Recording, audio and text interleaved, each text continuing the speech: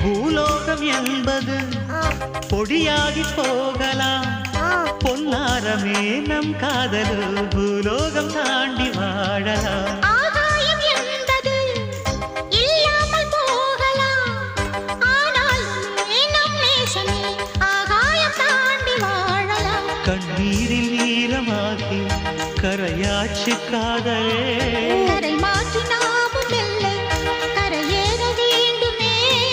நாளை வரும் காலம் நம்மை கொண்டாடுமே.